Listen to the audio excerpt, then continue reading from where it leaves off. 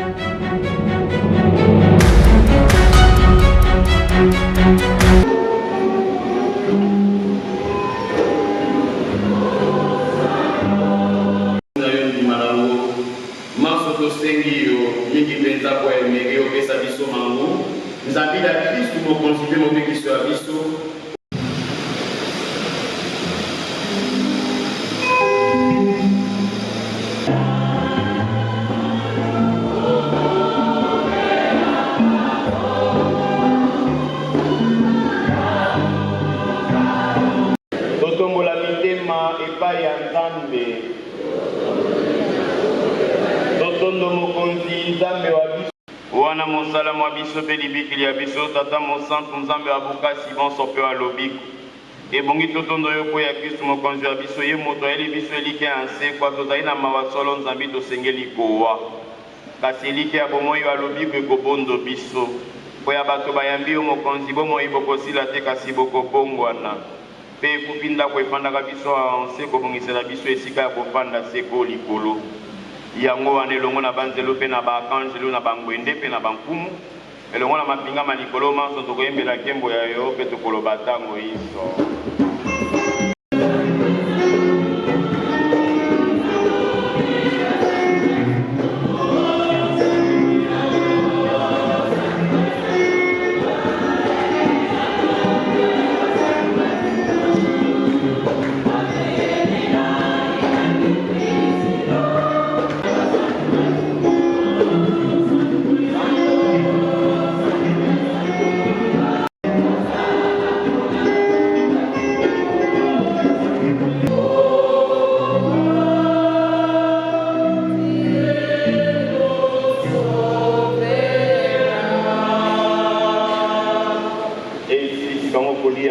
Benkeni atonjo lisusu besi baye koli baye alobi tamatani bomele yango bino banso ezali nkeni ya makila mangai makila mabondeko bwasika pe bwaseko makosopana mpo ya bino pe po ya bato banso na tina te bosala kolimbisi ya masumu bosalaka boye po ya kokanisa ngai.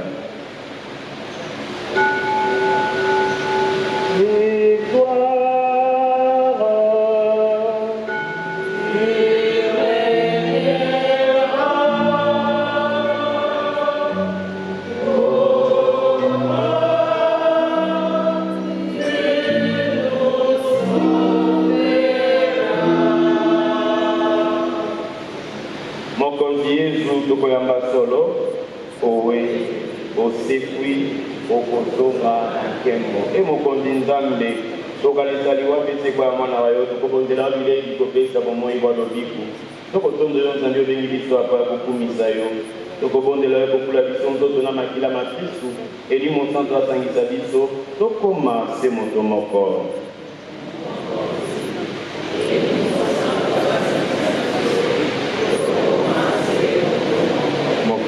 Kanisa eklesia yo epalangani ose mobimba okolisa bolingo bwa yo mitema mya bana bayo kanisa papa wa biso François na episoko wa biso Fridolin baepisoko basalisi baye na banganga Nzambe banso.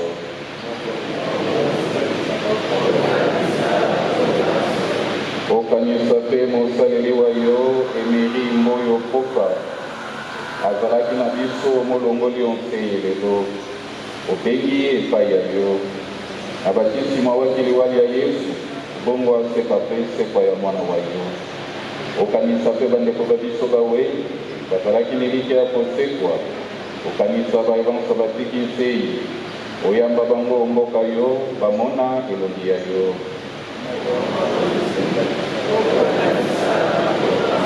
tobondela yo oyokela biso banso mawa oyamba biso bomwango eseko elongo na ngono mosantu Maria moboti wa Nzambe longo na santu Yosefu molonga yo ate longo na bapostolo mpe na basantu bayo banso baesemwanarite mpe bakanta bazalaka bandeko bayo awa onse bongo tokumisa mpe tokendela yo na Yesu Kristu mwana wa yo wa bolingo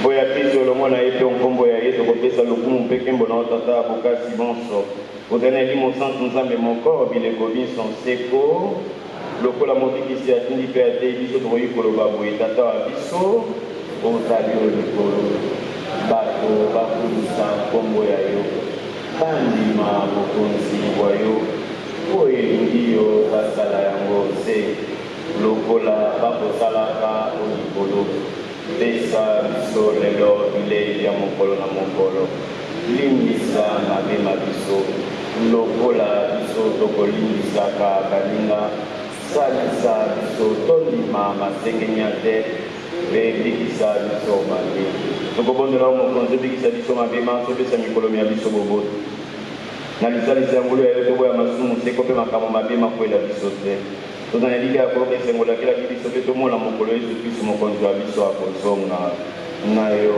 mokonzi uya na nkembo obileko biso si mokonzi Yesu Kristu olobaki na bapostolo te na kotikela bino boboto na kopesa bino boboto bwa ngai kopesa mitema ekolo mabotama biso mingi mpenza libota emeki boboto tala masumu na biso te kasi tala bwa iba eklesi ya yo pesa boboto mpe komisa yango libota lyo kozali mokonzi bileko biso nseko boboto bamokonzi bozala na bino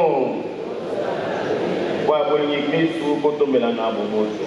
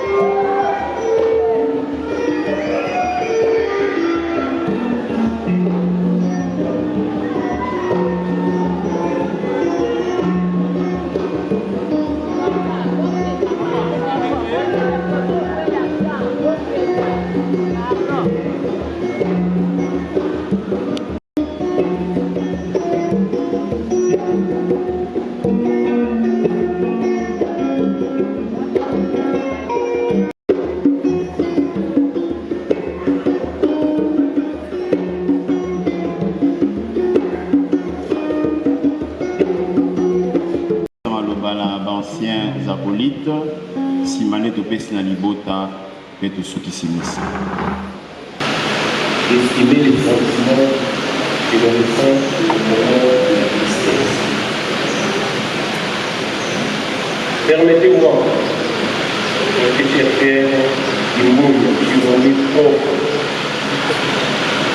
de vous dire seulement deux petits mots, deux silences. C'est le pardon et le merci. Pardon pour tout. Vous allez quitter tout. Et madame, vous allez tout. Merci. Merci parce que tu as été un homme bon.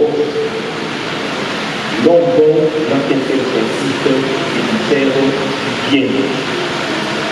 Aïe, tata, on boulot, awa. Kayambi, aïe, awa. On a la communauté cool, on a dit que travail cool. Papi Loloula, Pasenga, Lay. Tout bâti dans le monde, on a la communauté. La Tiki, la pays, la Lekura, la pays, la pouvoir exhibiter les Bana, qui Moyo était un homme bon. Et Sika Asilika, a fait sa Kutana, quel point. Kukutana, Kukutana, vous disiez, un homme souriant qui crée de la joie. Ce monde n'a pas été produit pour lui, c'est pas produit pour lui. La personne qui fait mieux que ça le faire, c'est Blaise ou Papier. Il va pour guider, même là, je dois en contacter, facile. Que le Seigneur l'aborde un recours éternel. Amen.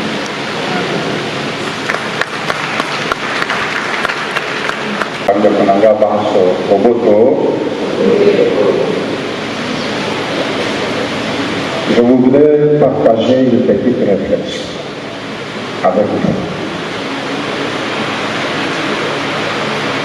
En tant que papa de Kimboyo, je suis papa naïe, dans mon bango de Bakoni.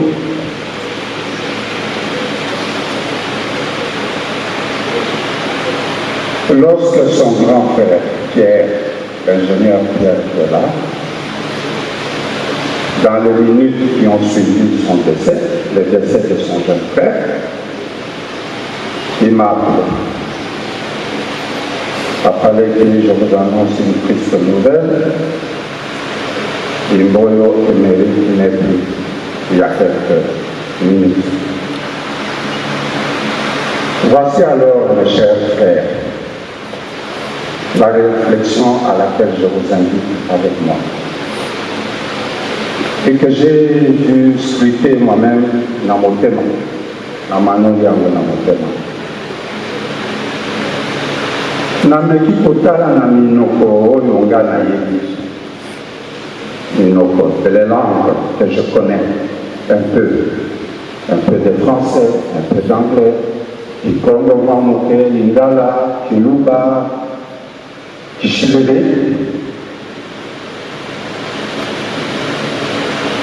Soki mutu abungisi mobali na ye, comme le cas de ma belle-fille, bakobengaka ye na lokota français veuve. Bongo oyo ya kobungisa mwasi wa ye bakobenga ye veuve.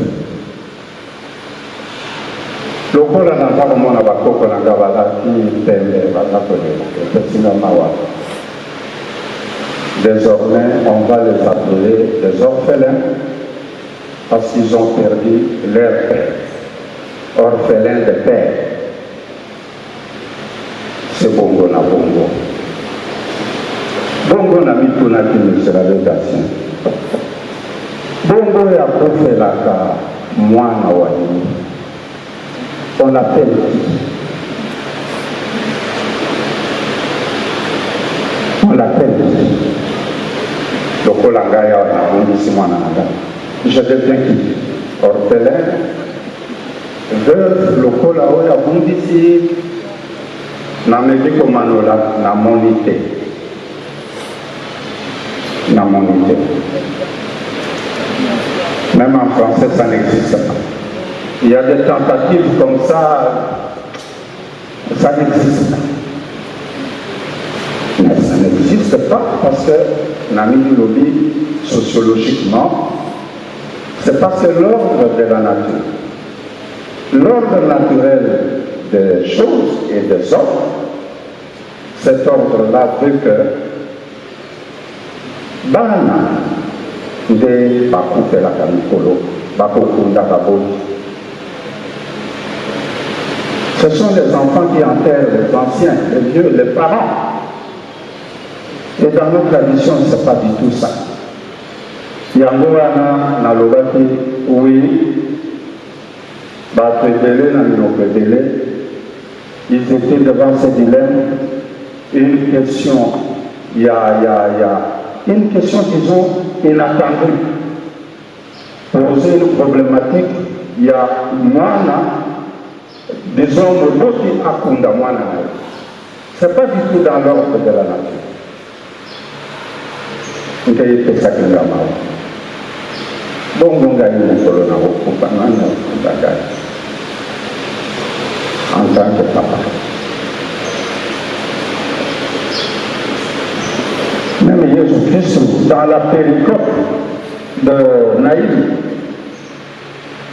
alors qu'elle a qui veut voir Namawa, quand nous avons fait le Kundamwana, au Moko, le fils était pris de compassion. Yangorana, Abikisaki, Areganima, théologie aux Oloba.